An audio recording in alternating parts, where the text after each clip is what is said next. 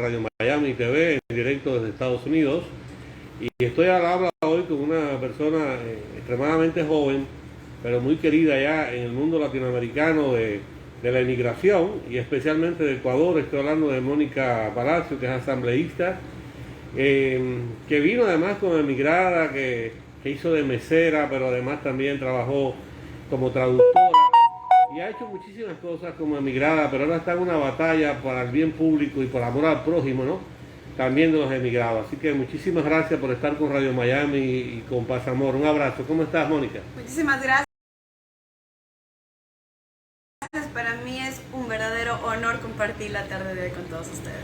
Bueno, desde un principio estuviste hablando del tema de los emigrados, de que fuiste elegida.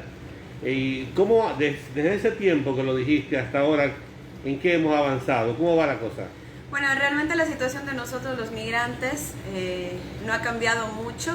He tenido varias reuniones con el canciller, que es el que está a cargo de todos los consulados alrededor del mundo, y nosotros los asambleístas del exterior usualmente pues somos fiscalizados por la gente, por decirlo de esa manera, por todo lo que hace los consulados. Entonces, en ese momento, por ejemplo, tenemos el acuerdo ministerial 036, que suben un 500%, así como lo escuchan, un 500% los aranceles consulares. Si, por ejemplo, antes nosotros pagábamos $100 por un testamento, en este momento estamos pagando la suma abismal de $550. Si antes por un poder pues pagábamos $30, que es lo que comúnmente hacemos los migrantes, en este momento estamos pagando el doble, $60. Como le digo, es importante reconocer que el 50% de nuestros conciudadanos acá en el exterior, y ahora un poco más, pues son indocumentados y bajo la Constitución de los Estados Unidos no tienen derecho a salud, vivienda ni trabajo digno. Así que ellos durante la pandemia tuvieron que salir, trabajar y mantener a sus familias en los Estados Unidos, y más que nada mantener a sus familias en el Ecuador, porque el gobierno de Lenín Moreno no les ayudó en ninguna manera. Ya no tenían educación, ya no tenían trabajo, ya no tenían salud. Entonces a nosotros los migrantes nos toca mandar más dinero y mantenerles. Por eso en el año 2020 nosotros mandamos $3.300 millones, siendo el segundo rubro económico más grande que recibe el Ecuador. Entonces, ¿por qué nos tienen que subir los aranceles consulares en un 500%? Cuando la pandemia nos afectó a todos, nosotros los migrantes no tenemos extra dinero. Aparte de eso, reconocer que en este momento, por ejemplo, si usted se va a pedir un pasaporte en el consulado ecuatoriano alrededor del mundo, le están diciendo que le van a dar una cita 3, 4, 5 meses y hasta un año. Entonces ese es el problema que tenemos ahora gravísimo. Nosotros, especialmente acá en los Estados Unidos y Canadá, vemos que no hay ayuda. Ya me he sentado a conversar con el canciller. También le invité a la Comisión de Relaciones Internacionales y Movilidad Humana, de la cual yo soy parte, para que dé sus declaraciones. Simplemente fue una burla lo que hizo. Vino y dijo que no estaba en su poder derogar, cuando él sabe perfectamente que está en funciones y lo puede hacer, pero simplemente no hay esa voluntad política para hacerlo. Y los emigrados ecuatorianos pudieran hacer muchísimo en el orden de las inversiones en el propio Ecuador, ¿no? Así es, nosotros viajamos, invertimos en el Ecuador, pero no solamente eso. Imagínense que nosotros desde acá, desde el exterior, sin poder muchos de nosotros viajar, enviamos $3.300 millones, siendo nosotros el 60% de los Estados Unidos, siendo el 60% que recibe el Ecuador. Y nosotros los migrantes lo único que pedimos es que nos traten bien en los consulados, que nos den nuestros pasaportes, que nos traten con calidez y con eficacia, nada más, y ni siquiera eso nos pueden dar. Bueno, Mónica, ¿y has estado ya en Ecuador en los últimos días? Sí, estuve justamente en la posesión y me quedé hasta el mes de julio. Estuve mayo, junio, julio. Estuve trabajando en la Asamblea Nacional. En este momento pues nos siguen vacunando a todos los asambleístas y también a los trabajadores de la función legislativa. Más o menos yo pronostico que vamos a volver en el mes de septiembre. Por eso estoy aprovechando y he venido a hablar con todos mis migrantes, hacer un recorrido por casi todos los estados. He estado en Nueva York, New Jersey, Connecticut, he estado en Chicago, he estado en Minnesota, ahora estoy en Miami, Florida, hablando con todos los militantes, hablando con todos mis migrantes, porque yo soy una asambleísta de todos los migrantes, dejándonos las banderas políticas. Eso solamente está cuando es hora de campaña, pero en el momento que uno ya llega a la posesión de asambleísta, uno es asambleísta. Sí. A ti te interesan los emigrados, no interesa si son de la derecha, de la izquierda. Oye, si aquí en los cubanos de Miami aprendieran de esas cosas, ¿eh? Es que eso es lo más importante, porque nosotros como comunidad tenemos que unirnos. Le comento que justamente este pasado viernes 30 de julio, por primera vez en la historia de nuestros migrantes alrededor del mundo, pues salimos a protestar, nos paramos afuera de todos los consulados alrededor del mundo para poner presión para que el canciller justamente venga a declarar y venga a rendir cuentas.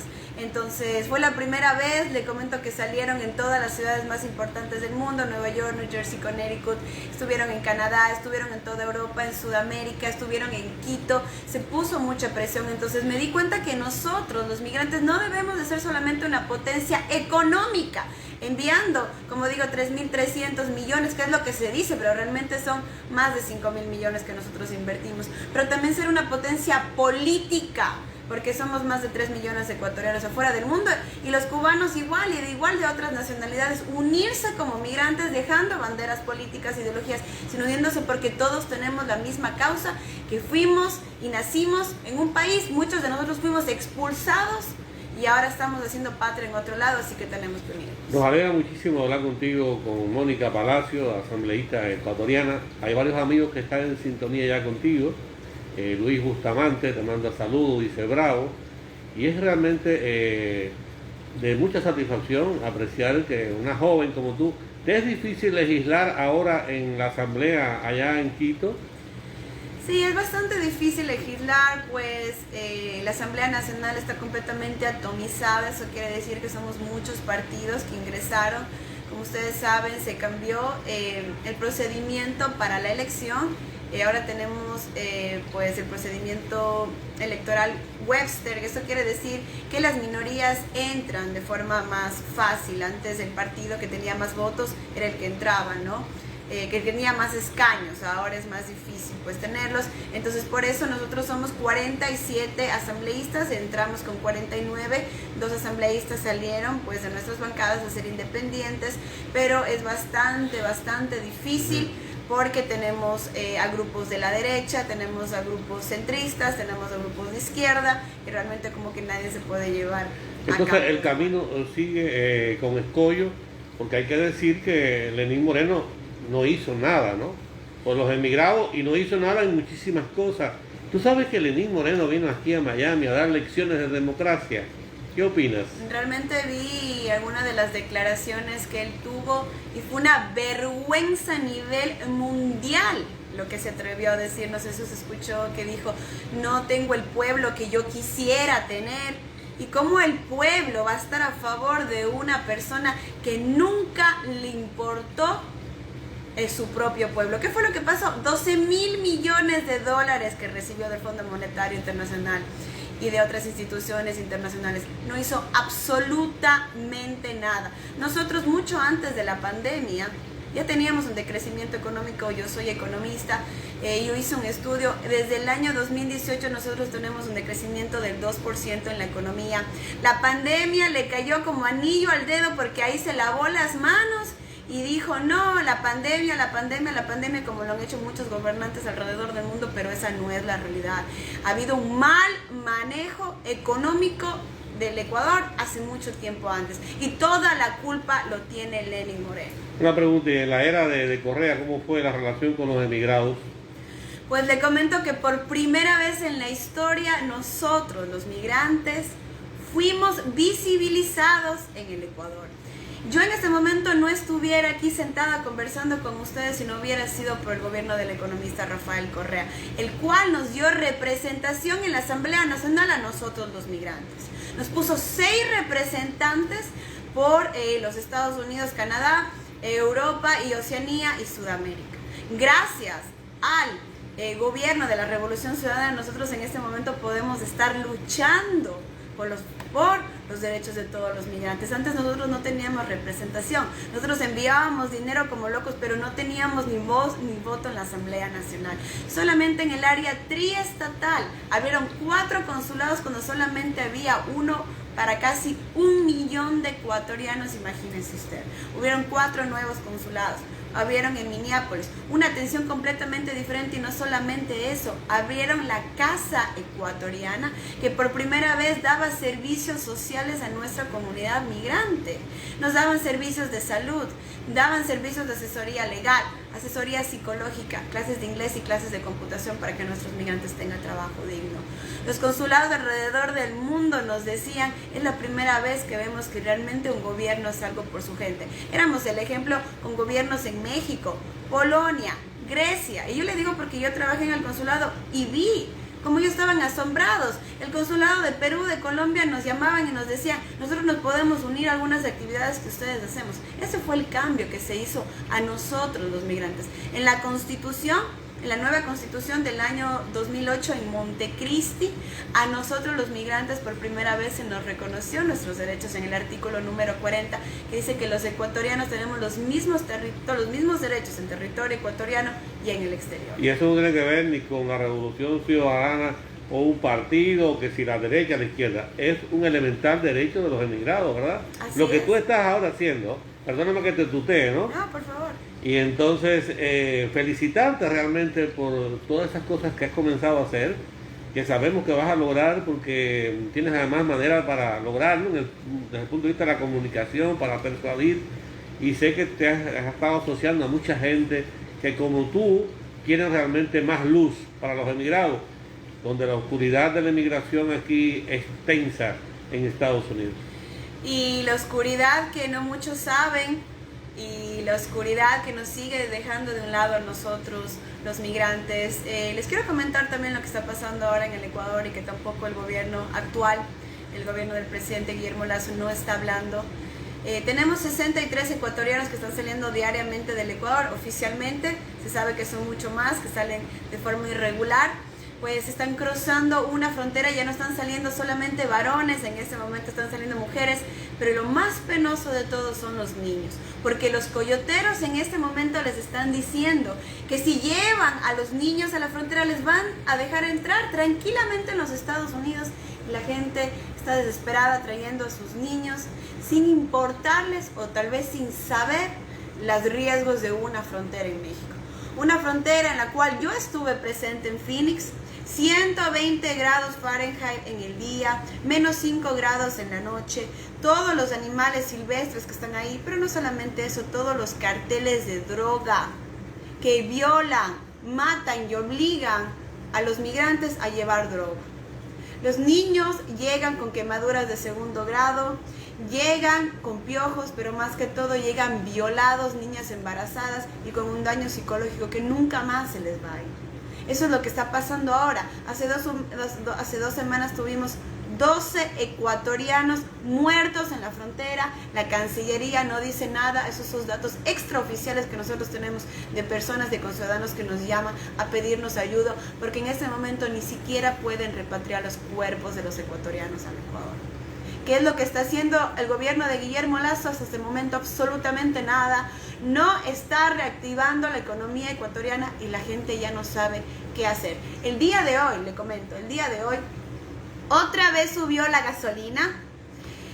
Familias en el Ecuador, porque yo recorrí, me fui a muchas provincias, estuve en la provincia de Cañar, en la provincia de Azuay, en Manabí, en el Guayas, justamente en la ruralidad de la Azuay. Hablaba con madres de familia y me dice, antes yo con $1.50, dólar americano, $1.50, compraba leche y panes para mis 4 hijos.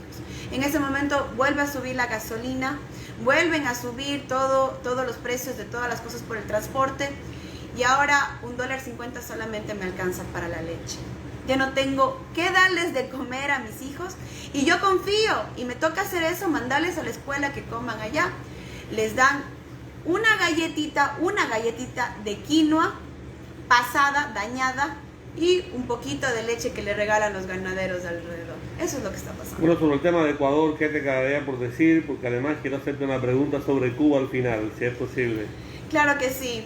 Yo creo que en ese momento tenemos que unirnos todos los migrantes y ya no podemos dejar que se nos siga respetando, que se sigan vulnerando nuestros derechos. Quiero decirles que tienen una representante que ha sido migrante casi 16 años, que ha sufrido de todo y como tú mismo lo mencionabas, he sido mesera, he sido bartender, he trabajado en el Consulado General del Ecuador, he vivido de todo. Así que voy a luchar hasta las últimas consecuencias, hasta que el canciller nos escuche y nuestros derechos sean visibilizados en el Ecuador. Bueno, me toca ahora decirte algo. Cuba está sometida a un bloqueo muy fuerte hace más de 62 años, con un país que ha hecho y hace mucho también por la medicina, por la salud del mundo, que no puede comercializar con Estados Unidos, y además en la era de Trump se le aplicaron más de 43 medidas para arreciar más el bloqueo. Tú que eres emigrada, que vive en Estados Unidos, ¿no crees que este problema pudiera resolverse ya? ¿Hasta cuándo la obstinación? ¿Qué opinas tú? Y eso es la realidad. ¿Hasta cuándo? ¿Hasta cuándo los Estados Unidos tienen que intervenir en países soberanos que lo único que quieren es vivir con su ideología? Y eso hay que respetar. Estamos en el mundo supuestamente de la libertad de expresión, de la libertad de pensamiento, pero eso no se respeta. Hay el caso claro de Cuba, hay el caso claro de Venezuela, hay el caso claro de Irán. Mucha gente dice, no, es que estos gobiernos no sirven de nada, lo único que hacen es dejarle a la gente pobre y que ellos vivan como quieran, pero no se dan cuenta de la realidad y del núcleo de todo. Es que no pueden utilizar estos países el sistema internacional de finanzas porque lo controlan los Estados Unidos. Entonces los Estados Unidos y los gobernantes tienen que entender que todos tenemos que vivir en libertad, no solamente acá en los Estados Unidos, sino alrededor del mundo. Y los Estados Unidos tienen que dejarle libre a Cuba, dejarle libre, porque es un país soberano y independiente, y yo estoy muy contenta de todos los cubanos que realmente siguen en su territorio y siguen luchando y siguen defendiendo su soberanía, que eso es lo más importante. Ojalá ya se acaben todos estos problemas, la gente ya no tenga que salir de Cuba, la gente ya no tenga que salir de Venezuela, la gente ya no tenga que salir del Ecuador. Nos quedemos, tengamos oportunidades, seamos felices y podamos seguir compartiendo con la gente que queremos. Esto nos impone la paz y el amor. La paz, el amor y entender que no todos tenemos que regirnos por la misma ideología, deberíamos de ser libres. Y si el país y si el gobierno se cae, solo que se caiga, pero no podemos interferir en otros países. Muy bien. Estás hablando como Benito Juárez, ¿eh? Te felicito. Bueno, espero encontrarme contigo en algún momento de nuevo, desde aquí, desde Estados Unidos, o un día irme contigo de recorrido por Ecuador. Por favor, más que invitado. Para claro que sí. pudiéramos transmitir desde allá, porque nuestros pueblos necesitan de ese amor, de esa paz, pero también de la comunicación, porque se manipula mucho, la verdad. Acabas de dar noticias, de denunciar hechos que no conocíamos que están pasando por la frontera, por ejemplo, de Ecuador, los muertos, los niños, las mujeres, y esas cosas no son titulares en la prensa de hoy, y tú lo has dicho con tremenda valentía. De verdad que te agradezco mucho este intercambio. De verdad que no te queda ya más nada que decir. Muchísimas gracias a usted, realmente un gusto.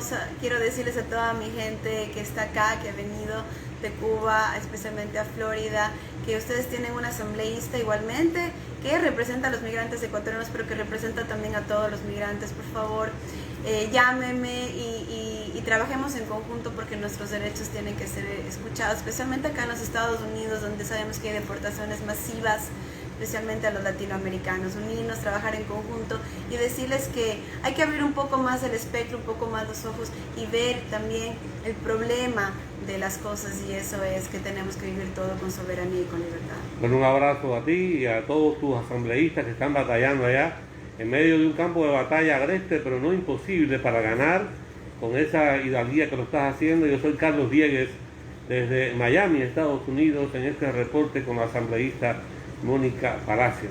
Un honor, Carlos. Gracias. Gracias.